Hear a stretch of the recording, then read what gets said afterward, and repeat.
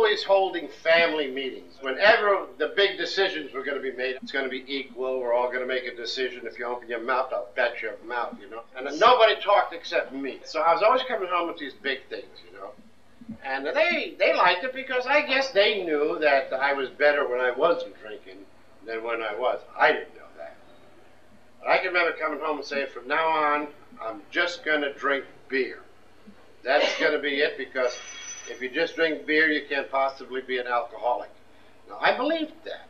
There's a lot of people to this day that believe that. Now, anybody that was normal and would make a decision to switch to beer would just go down to the liquor store and get a six-pack. Not an alcoholic. Alcoholics can't do things minutely. Has to be a big deal. And because I was going to switch to beer, I had to have a Rathskeller. I sent away with one of them little things I saw in the back of a magazine. Have your own cooler and keg and all of that kind of crap. Draw your own beer. And it finally came, you know, and I remodeled a little room that I had off the kitchen. I had Budweiser signs around and Schlitz, you know, and all of that. Baseball pictures, and made a little bar, just room for me to sit on, that's all, and to draw the beer and drink the beer.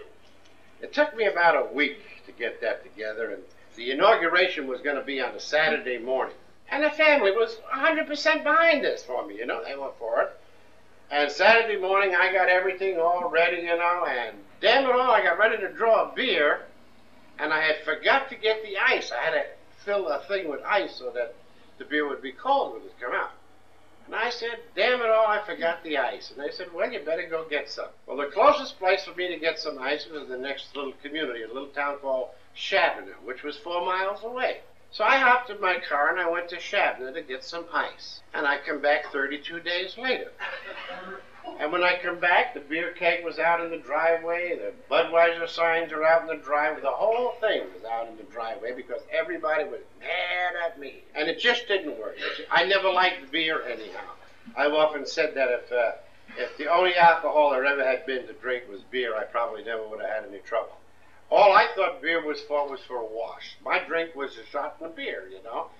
3 shots of EO and a shorty Budweiser was just right, you know. And that was the only reason I thought you should drink beer. Unless you got caught going into the ballpark with your half a pint and they took it away from you, then you'd have to sit in there and drink that lousy beer, you know. But if they didn't catch you, then you'd be all right.